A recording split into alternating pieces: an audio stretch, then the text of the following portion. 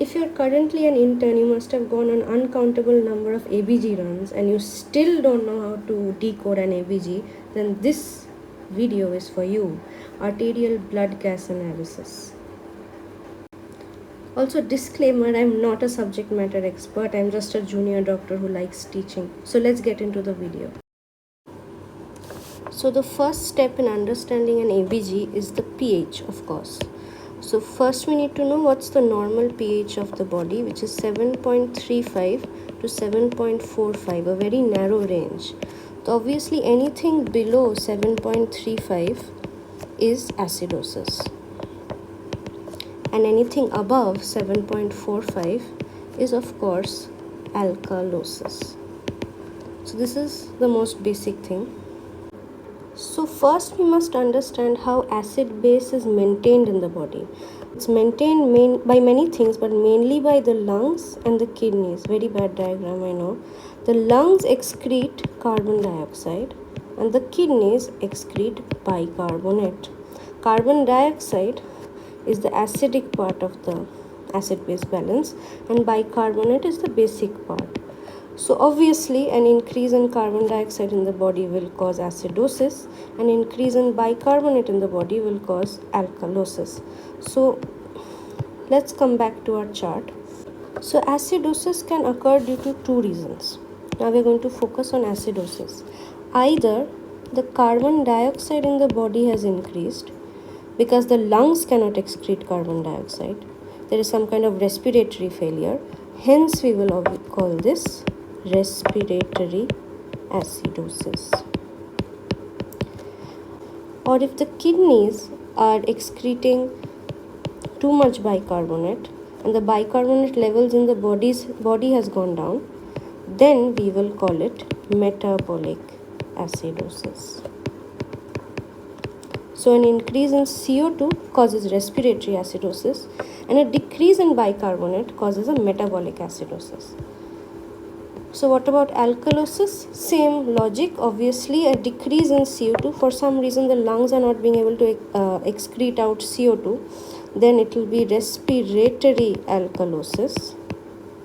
And for some reason the kidney is unable to excrete bicarbonate. So bicarbonate levels in the body has increased.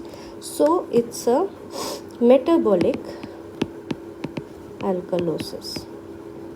This is the most simplified version of things, but seldom is the ABG so simple that there's acidosis, you see that there's a CO2 increase and bicarbonate is normal, so you diagnose it as respiratory acidosis.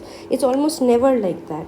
Most of the time CO2 is increased, bicarbonate is also decreased, and the pH is normal. So what does that mean? Here comes in compensation. In a normal healthy body, if any of these parameters go haywire, the other parameter will compensate in order to bring back the pH to normal. So let's dig deep. Let's look at a sample ABG. So the pH is 7.25. We know that the normal pH in the body is 7.35 to 45. So this is obviously less than 3.5, which indicates it's acidosis of some kind. So what kind of acidosis? So PCO2 is 60. Normal PCO2 is 35 to 45. So it is obviously high. So PO2 is 65. Normal PO2 is 75 to 100. So it indicates that there is some kind of perfusion problem, ventilation problem, sorry. And bicarbonate is 26. Normally bicarbonate is 22 to 26. So it is normal. So carbon dioxide is increased, bicarb is normal, and there is acidosis. So this is simply respiratory acidosis, and it is uncompensated because bicarb is normal. If the bicarb value was say 32, that means it has increased, so the body has compensated for the respiratory acidosis.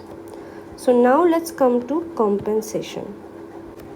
So if the carbon dioxide levels in the body have increased and the And so this is obviously respiratory acidosis. There can be two situations: either the bicarbonate levels are normal or the bicarbonate levels have increased.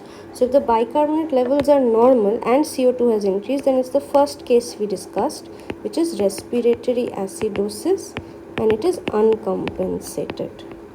It hasn't been compensated. Now what if the bicarbonate levels have increased? Then what will we check? We'll check the pH. Is the pH normal or is the pH still low? So if the pH is normal, then we will say it is a fully compensated respiratory acidosis. It has been totally corrected by the body. But what if the pH is still low, as in there is still acidosis going on, but the bicarbonate levels have increased, so the body is trying. So that's why it is partially compensated respiratory acidosis. This is the most simplest way to say whether it's fully compensated or partially compensated, but there are of course more complicated formulas that come into play. So this formula, for every 10 milliequivalent increase in carbon dioxide, there is a 1 milliequivalent increase in bicarbonate in acute cases, and for chronic it's a 4 milliequivalent increase in chronic cases. So now let's solve an ABG. So the pH is normal, that means it is compensated, but we'll again recheck with the formula. The CO2 is 60, normal CO2 is 40, so 60 minus 40 means there's a 20 milliequivalent increase in carbon dioxide. So the formula said every 10 milliequivalent increase in carbon dioxide should have a corresponding 4 milliequivalent increase in bicarbonate. So if there's a 20, so 10 increase causes 4 increase in bicarb, so 20 increase should cause how much increase in bicarb? 4 into 2, 8 milliequivalent increase in bicarb. What is the normal levels of bicarb? 26. 26 plus 8 is 34. Tada, that is the level of bicarb, 34. So hence this is a fully compensated respiratory acidosis. Now for respiratory alkalosis, what does that mean? The carbon dioxide levels in the body has decreased.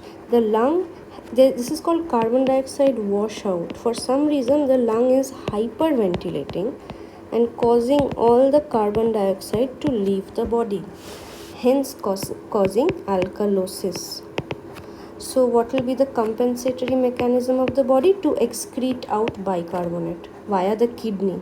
So bicarbonate levels will decrease in compensated respiratory alkalosis. So same as respiratory acidosis, alkalosis also has formulas. So a 10 milliequivalent decrease this time in carbon dioxide causes a 2 milliequivalent decrease in bicarbonate in acute situations, and for chronic situations it's 10 and 5. So fun fact, so when carbon dioxide levels decrease in the body, it causes you to have alkalosis, which makes you dizzy. So when you cry a lot, you're having an anxiety attack, you are basically hyperventilating. So when you hyperventilate, CO2 washout occurs. Your lung loses out all the CO2 and hence you feel dizzy. And that's why when someone cries a lot, they're given a paper bag to breathe into. So what is that basically? That is basically trying to conserve the carbon dioxide. You're breathing out all the carbon dioxide, it's getting accumulated in the paper bag. You don't lose out on your carbon dioxide. So this is a scene from Grey's Anatomy where Derek was comforting Meredith with a paper bag. He was basically saving her from respiratory alkalosis. So this is it for today's video. In part 2, we'll dig deep into metabolic acidosis and alkalosis and hagma and nagma. So stay tuned for part 2.